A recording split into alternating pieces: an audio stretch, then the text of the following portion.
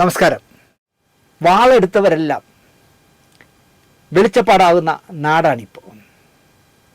നാടെന്ന് പറയുമ്പോൾ പ്രത്യേകിച്ച് കേരളം. ജീവിതത്തിൽ ഒരു സത്യസന്ധതയും കാണിക്കാത്ത കൂതറകൾ നിറഞ്ഞാടുന്ന കാലമാണ്. സ്ത്രീ പുരുഷ സമത്വം എന്നല്ലല്ലോ നമ്മുടെ മുഖ്യം പറയുന്നത്. അദ്ദേഹം ജീവിക്കുന്നതന്നെ സ്ത്രീകൾക്കും കുട്ടികൾക്കും വേണ്ടി മാത്രമാണ്. കൂടെയുള്ള പുരുഷന്മാരെ പോലും പുള്ളി അംഗീകരിക്കുന്നില്ല. അദ്ദേഹത്തിന് അംഗീകരിക്കുന്നുണ്ടോ എന്ന് എനിക്കറിയില്ല. ജീവിതത്തിൽ സത്യസന്ധത വേണം. അലവലാദികൾ അത് ആണായാലും പെണ്ണായാലും നമ്മുടെ ജീവിതത്തിൻ്റെ അരികിൽ പോലും വരാൻ പാടില്ല എന്ന് വാശി പിടിക്കണം എന്ന പക്ഷക്കാരനാണ് ഞാൻ. ആലംബഹീനരായ മനുഷ്യർക്കായി സഹായഹസ്തം കഴിയുന്നത്ര നീട്ടണം എന്നൊക്കെ വല്ലാതെ വാശി പിടിക്കുന്ന ആളാണ് ഞാൻ. ഞാനൊരു ഞരമ്പ് രോഗിയുടെയോ ഞാനൊരു അധാർമികമായി ജീവിക്കുന്നതിൻ്റെ കൂടെയൊന്നും കോടിക്കണക്കിന് രൂപ വന്നാൽ പോലും സഹകരിക്കില്ല. എന്നെയാണ് ഞാൻ ദിലീപിൻ്റെ നിന്ന് പൈസ വാങ്ങിച്ചോണ്ട് ആ പെണ്ണുപിടിയൻ്റെ കൂടെ സഹകരിക്കുന്നതെന്നൊക്കെ പറയുന്നവർക്ക് എന്ത് പറയാമല്ലോ. പെണ്ണുപിടിയനെന്നോ എന്ത് പുല്ല് പറഞ്ഞാലും എനിക്ക് പ്രശ്നമില്ല. കാരണം ഞാൻ അറിയുന്ന ദിലീപ് പെണ്ണുപിടിയനല്ല, ചതിയനല്ല, വഞ്ചകനല്ല. അവനെ വലിപ്പിച്ചിട്ടേ ഉള്ളൂ. അത് അയാളുടെ ജീവിതത്തിൽ ആരെയൊക്കെ അയാൾ വിളിച്ച് കയറ്റി അവരെല്ലാം അയാളെ വലിപ്പിച്ചിട്ടുണ്ടെന്ന് ഞാൻ പറയും. ശാന്തിവിളയിൽ എൻ്റെ വീടിൻ്റെ എതിർവശത്തെ വീട്ടിൽ ഒരു ചെറിയ കുടുംബം, അമ്മ, അച്ഛൻ, ഒരു സുന്ദരനായ ഒരു കുട്ടി, ആൺകുട്ടി, ഇത്രയും പേര് വാടകയ്ക്ക് താമസിക്കാൻ വന്നു. കാരണം ആ വീടിൻ്റെ ഉടമസ്ഥൻ രാജ്ഭവനിൽ ഗവർണറുടെ ഡ്രൈവറാണ്. അതുകൊണ്ട് ഇത് അടഞ്ഞു കിടക്കണ്ടെന്ന് പറഞ്ഞ് വാടകയ്ക്ക് കൊടുത്തതാണ്. എനിക്കന്ന് ഒരു 10-16 വയസ്സ് വരും, 16-17 വയസ്സ് വരും. റേഷൻ കടയിൽ അരി തൂക്കി കൊടുക്കുന്ന ജോലിയാണ് ഇദ്ദേഹത്തിന്. രാത്രി കാലങ്ങളിൽ അമ്പലങ്ങളിൽ ഭജന പാടാൻ പോകുന്ന ആളാണ്. ഭജന ലീഡ് ചെയ്യുന്ന ആളാണ്. നന്നായിട്ട് പാടും. അതിൻ്റെ തലവനാണ് അദ്ദേഹം. ചിലയിടത്തൊക്കെ ഞാൻ കൂടെ പോകും ഉത്സവത്തിന് ഇങ്ങനെ ഭജന കാണാൻ. നല്ല രസമാണ്. ദേഹമൊക്കെ അനക്കി പാടുറയൊക്കെ കേൾക്കാൻ. നല്ല സമൃദ്ധമായ താടിയും നല്ല നീണ്ട തലമുടിയൊക്കെ ഉള്ള, റേഷൻ കടയിലൊന്നും അരി തൂക്കാൻ നിൽക്കേണ്ടവനല്ല. അതാണ് ഗുരുനാഥൻ. പനിനീർ പൂ പോലുള്ള ഒരാൺകുഞ്ഞ്. ഇത് രസമെന്ന് പറയാം. സായിപ്പരെ പോലെ ഇരിക്കും. ഭൂമിക്ക് നോവാതെ നടക്കുന്ന ഒരു പാവം ഭാര്യ. ഞാൻ മനോരമ വീക്കിലി പതിവായി വായിക്കാൻ തുടങ്ങുന്നത് ഈ വീട്ടിൽ നിന്നാണ്. കാരണം ഇദ്ദേഹം റേഷൻ കടയിൽ നിന്ന് വരുമ്പം മനോരമയും കൊണ്ടുവരും. ഇദ്ദേഹം കുളിച്ച് ഊണ് കഴിക്കുന്നിടയിൽ ചേച്ചി അത് മുഴുവൻ വായിച്ച് തീരും. ഇദ്ദേഹം വീണ്ടും ഈ മനോരമയും കൊണ്ട് റേഷൻ കടയിൽ പോകും. അവിടെ ഇരുന്ന് വായനയാണ് പുള്ളിയുടെ ജോലി. വൈകുന്നേരം ആകുമ്പോൾ ചുരുട്ടി കൂട്ടി ആ വീക്കിലി മതിയാവും, വായിച്ച് തീർന്ന് രണ്ടുപേരും. പിന്നെയാണ് ഞാൻ വായിക്കുന്നത്. പക്ഷേ രാത്രി തിരിച്ചു വരുമ്പോൾ ഫുൾ ഫിറ്റായിരിക്കും പുള്ളി, നല്ല ഫോമിലായിരിക്കും വരുന്നത്. അപ്പോൾ എൻ്റെ അനിയനുമായിട്ടൊക്കെ ഭയങ്കര കമ്പനിയാണ്. കാരണം അവനും അങ്ങനെ മിനുങ്ങി തുടങ്ങുന്ന കാലമാണല്ലോ. അപ്പോൾ വെള്ളം അടിച്ചു തുടങ്ങിയിട്ടില്ല, എന്നാലും പുകവലിക്കും. വന്നാൽ ഉടനെ ഈ ബോറൻ ആ ചേച്ചി എടുത്തിട്ട് ഇടിക്കും. കൊച്ചു കുട്ടിയല്ലേ, കുട്ടികൾ 2-3 വയസ്സുള്ള കുട്ടി. അവൻ കരയും. ഉറങ്ങിക്കിടന്ന ചെറുക്കനായിരിക്കും. ഇയാളുടെ അനാവശ്യം വിളിയും അവരുടെ കരച്ചിലും ഒക്കെ കേൾക്കുമ്പോൾ ആ കുട്ടി ചാടി അഴിക്കും. പാവം.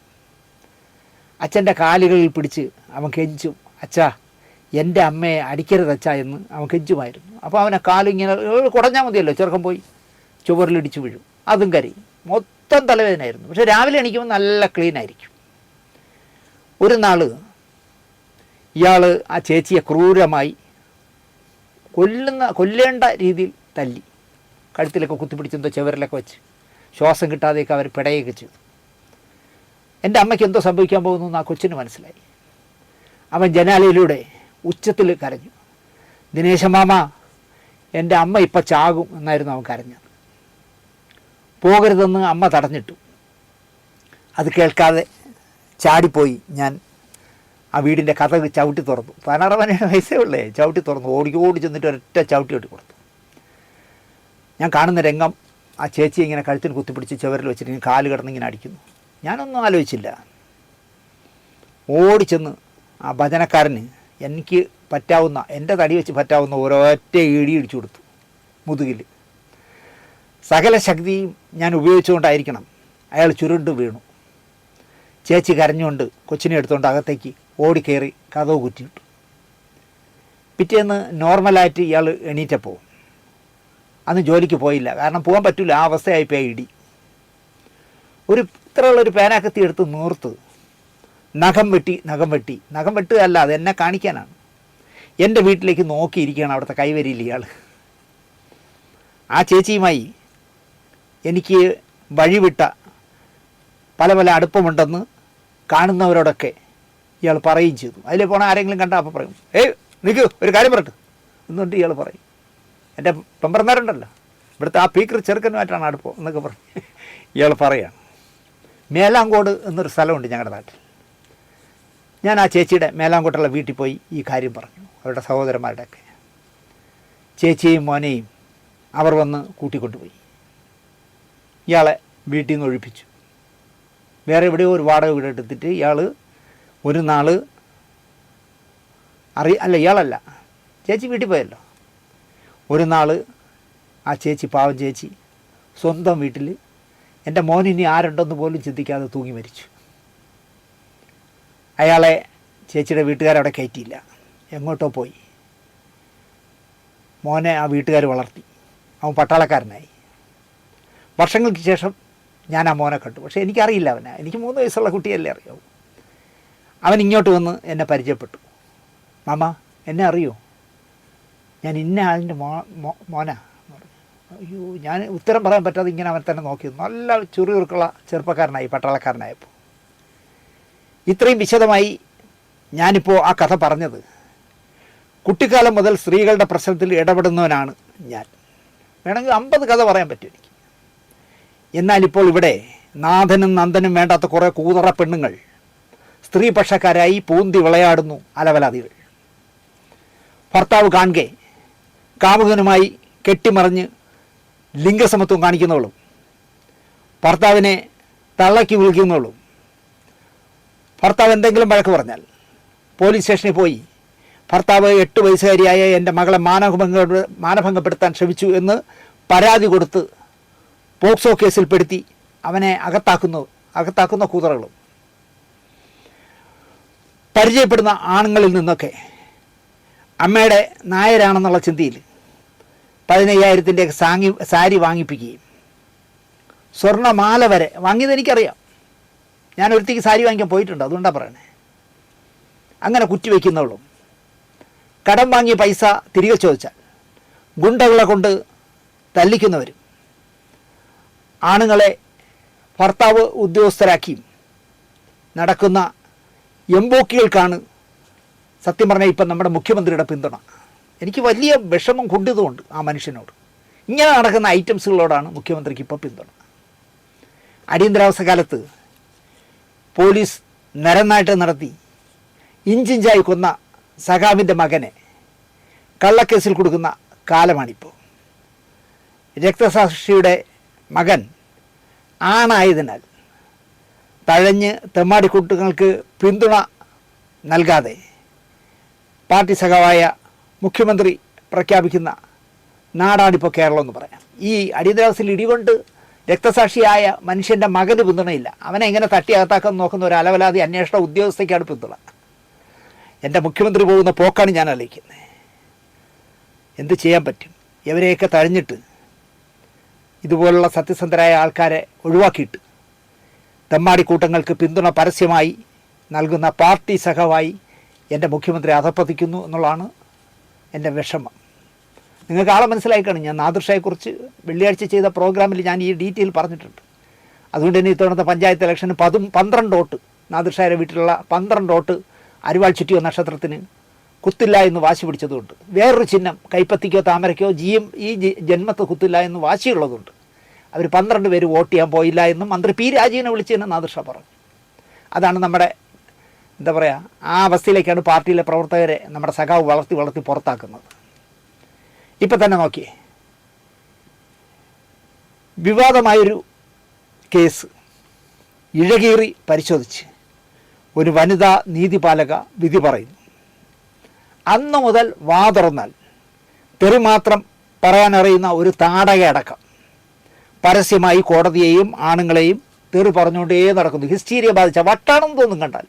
അവിടെ മോന്തയിരിക്കുന്നവളും കാണാൻ പിശാചിനെ പോലെ ആണ് ഇരിക്കുന്നത്. ഈ അലവലാതിയെ മുഖ്യൻ ക്രിസ്മസ് ഡിന്നറിന് ക്ഷണിച്ചു കൊണ്ടുവന്ന് അടുത്തിരുത്തി അതിഥിയാക്കുന്നു. കേക്ക് മുറിച്ച് വായിൽ വച്ചു കൊടുത്തോ എന്ന് എനിക്കറിയില്ല. അതും വേണമെങ്കിൽ ചെയ്യും. സ്ത്രീ പുരുഷ സമത്വമല്ലേ? അല്ല, സ്ത്രീകൾക്കും കുട്ടികൾക്കും വേണ്ടിയല്ലേ? സ്ത്രീ പുരുഷ സമത്വം അല്ലല്ലോ. പേരും നാളുമൊന്നും എനിക്കറിയാത്ത ഒരു എരുമ, ഞാൻ അങ്ങനെ പറയുന്നുള്ളൂ, എനിക്ക് അവളെ പേരെന്ന് പറഞ്ഞില്ല, ഒരു എരുമ ക്യാമറയുടെ മുന്നിൽ നിന്ന് പറയുന്നു, കോടതി നിരപരാധിയായി വിധി പറഞ്ഞ് കേസിൽ നിന്ന് ശിക്ഷിക്കാതെ വിട്ട ദിലീപ് മറ്റെന്തോ പണിക്ക് പോകണമെന്ന്. ആ പണിയോടെ പറഞ്ഞു കൊടുക്കാനുള്ളായിരുന്നു. ഇവക്കുള്ള പണി ചിലപ്പോൾ ദിലീപിന് അറിയില്ലായിരിക്കും, പഠിപ്പിച്ചു കൊടുത്താൽ മതിയുള്ളൂ. കോടതി നിരപരാധി എന്ന് പറഞ്ഞാലും, ഇനി സുപ്രീം കോടതി പറഞ്ഞാലും, അല്ലെങ്കിൽ പൊതുസമൂഹം മൊത്തം പറഞ്ഞാലും ഞാൻ പറയില്ല. അതിനു പകരം അയാൾ സിനിമാ നടൻ എന്നുള്ള ജോലി നിർത്തിയിട്ട്, അഭിനയം നിർത്തിയിട്ട് വേറെ എന്തോ പണിക്ക് പോകണമെന്ന് പറയുന്നു. ഇവൾ പോണ പണിക്കായിരിക്കും വിളിക്കുന്നത്. ദിലീപ് ഒരു മാന്യനായതുകൊണ്ട് ചിലപ്പോൾ അതിന് പോവില്ലായിരിക്കും. ഇവളുടെ തന്തയുടെ കാശ് കൊണ്ട് സിനിമ പിടിച്ച് ദിലീപിനെ താരമാക്കിയതല്ല. ഞങ്ങൾക്കൊക്കെ ഇങ്ങനെ ആറാടി ജീവിക്കാൻ ദിലീപ് സിനിമ വിട്ട് മറ്റെന്തെങ്കിലും പണിക്ക് പോകണം എന്നാണ് അവൾ പറയുന്നത്. നീ ആ പണിയൂടെ പറഞ്ഞു കൊടുറി, അലവലാതി എന്ത് പണിക്ക് പോകണമെന്നും കൂടെ പറഞ്ഞുകൊടു. കണ്ടിട്ട് വശപ്പശകായ ഒരു ഐറ്റമാണ് ഇതെന്ന് തോന്നുന്നു എനിക്ക്. കോടതി വിധിയൊക്കെ പുല്ല് വില കൊടുക്കാത്ത ഒരൈറ്റം. എവിടുന്ന് കുറ്റിയും പറിച്ച് ഇറങ്ങിയതാണെന്ന് അറിയില്ല. മുഖലക്ഷണം എന്തായാലും ഒരു വശപശയിൻ്റെതാണ്. ആരും വകവയ്ക്കാത്ത, ഭർത്താവിനെ പോടാ പുല്ലേ എന്ന് വിളിക്കുന്ന, എന്തിനും തയ്യാറായി നടക്കുന്ന ഒരു ഐറ്റമാണെന്ന് അതിനെ കാണുമെന്ന് തോന്നുന്നു. ചിലപ്പോൾ തെറ്റായിരിക്കാം. എനിക്ക് തോന്നിയത് ഞാൻ പറയും. കാശ് കൊടുത്ത് വിധി മാറ്റാനും നന്നായി ജീവിക്കാനുമൊക്കെ കാശുള്ള ദിലീപിനെ വച്ച് സിനിമ എടുക്കരുത് എന്നാണ് ഈ താടക പറയുന്നത്. അതിന് മയക്കും പിടിച്ച് ചെല്ലുന്നവർ അലവലാദികളുണ്ടല്ലോ, മീശ വച്ചവന്മാരാണ്. എടാ നീയെങ്കിലുമൊക്കെ ക്യാമറ കട്ട് ചെയ്തിട്ടെങ്കിലും കേൾക്കണ്ടേ, എടി മറ്റവളെ നീ ആരെടി പറഞ്ഞേ വേറെ പണിക്ക് പോകാൻ എന്ന് കേൾക്കണ്ടേ. പക്ഷേ ഈ മീശ വെച്ച പെണ്ണിനേക്കാൾ കഷ്ടമായവന്മാരാണല്ലോ ഈ ക്യാമറയും കൊണ്ട് നടക്കണേ. കിഴങ്ങൻ എന്ന് വിളിച്ചാൽ കിഴങ്ങിന് നാണം വരും.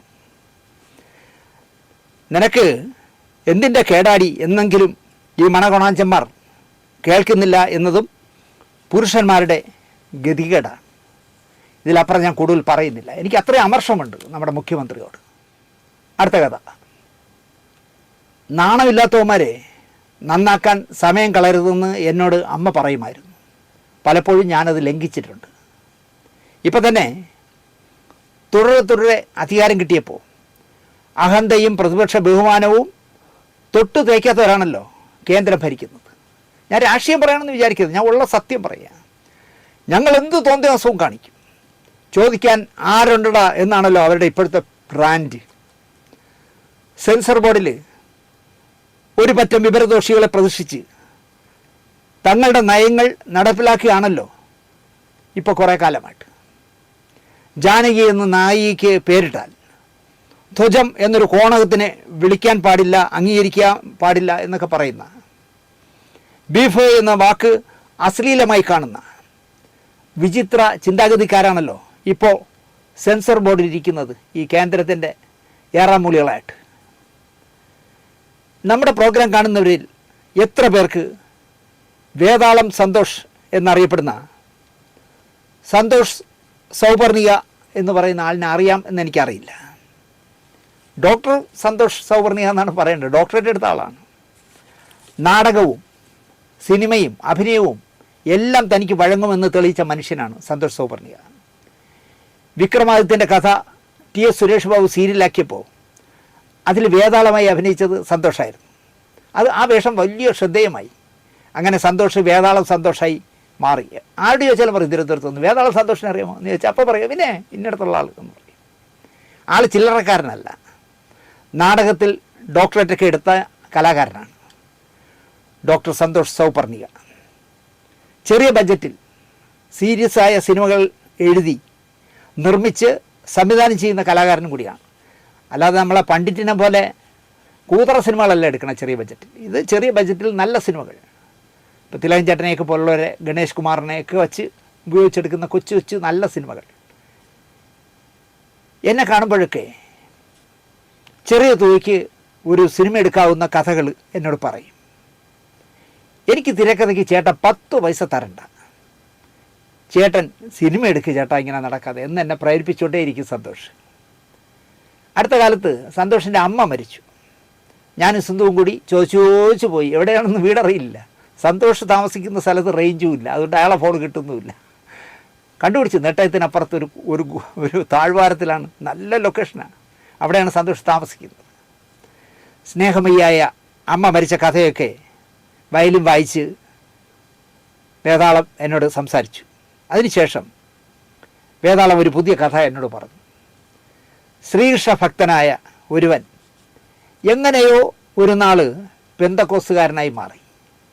കവലകളിൽ നിന്ന് അയാൾ സുവിശേഷം പറയുന്ന ആളായി മാറി. എന്തുകൊണ്ടോ അയാൾക്ക് അവിടെ ശാന്തത കിട്ടാതെ പോയി. വീണ്ടും അയാൾ ശ്രീകൃഷ്ണനെ തേടി പോകുന്നതാണ് കഥ. അന്ന് കഥ പറയുമ്പോൾ, ഞാൻ എന്തിനാ ഒളിച്ചു വയ്ക്കണേ, അന്ന് കഥ പറയുമ്പോൾ അതിൽ ചില സെൻറ്റിമെൻസുകൾ കേട്ടപ്പോൾ വേതാളം ഒരു സംഖ്യയായി എന്ന് തോന്നി എനിക്ക്. പക്ഷേ ഞാൻ ചോദിച്ചില്ല. ചേട്ടാ, ഈ കഥ ചേട്ടാ സിനിമയാക്ക്, എല്ലാ ബാക്കിങ്ങും ഞാൻ തരാം. ഞാനതവിടെ വിട്ടു. നമുക്ക് ഈ അഡ്ജസ്റ്റ്മെൻറ്റ് സിനിമയ്ക്ക് പറ്റില്ലല്ലോ. പിന്നെ കേൾക്കുന്ന വാർത്ത, ഡോക്ടർ സന്തോഷ് സൗപർണികയുടെ പുതിയ പടം ചിത്രീകരണം നടക്കുന്നു. ഈ പറഞ്ഞ കഥയാണെന്ന് തോന്നും. പേര് എന്ന് ചിത്രത്തിന് പേരിട്ടു. പേര് എന്നാണ് പേര്. വേതാളം തന്നെ ആ മതം മാറുന്ന ചെറുപ്പക്കാരനായിട്ട് സെൻട്രൽ ക്യാരക്ടർ അഭിനയിക്കുകയും ചെയ്തു. ഇപ്പോൾ അറിയുന്നു, പേര് എന്ന് പേരിട്ട സിനിമ പൂർത്തിയായി. സെൻസറിങ്ങിന് തിരുവല്ലം കുന്നു കയറിയപ്പോൾ അവിടെ ഇരിക്കുന്ന ഏമാത്തി പറഞ്ഞത്രേ, ഈ പടം കട്ട് ചെയ്താൽ പിന്നെ അതിൽ ബാക്കി ഉണ്ടാവില്ല, ഒന്നും മിച്ചം കാണില്ലെന്നാണ് പറഞ്ഞത്. സർവത്ര കട്ട് ചെയ്യണം, അതുകൊണ്ട് പ്രദർശന അനുമതി ഞങ്ങളങ്ങ് നിഷേധിക്കുകയാണെന്ന് പറഞ്ഞു. പേരിന് പ്രദർശനാനുമതിയില്ല. എന്താണ് സംഭവിച്ചതെന്ന് വേതാളത്തിനെ വിളിച്ച് ഞാൻ ചോദിച്ചാൽ തത്ത പറയും പോലെ പറയും. പക്ഷേ ഞാൻ ചോദിച്ചില്ല. വേതാളം ഫൈറ്റിനായി തയ്യാറെടുക്കുകയാണ് എന്നാണ് ഞാൻ അറിഞ്ഞത്. അയാൾ വിട്ടുകൊടുക്കില്ല. സെൻസർ ബോർഡുമായിട്ട് അല്ലെങ്കിൽ കേന്ദ്ര ഗവൺമെൻറ്റുമായിട്ട് വാർത്താ പ്രക്ഷേപണ വകുപ്പുമായിട്ടൊക്കെ ഒരു ഫൈറ്റിന് ഇറങ്ങുകയാണ് സന്തോഷ്.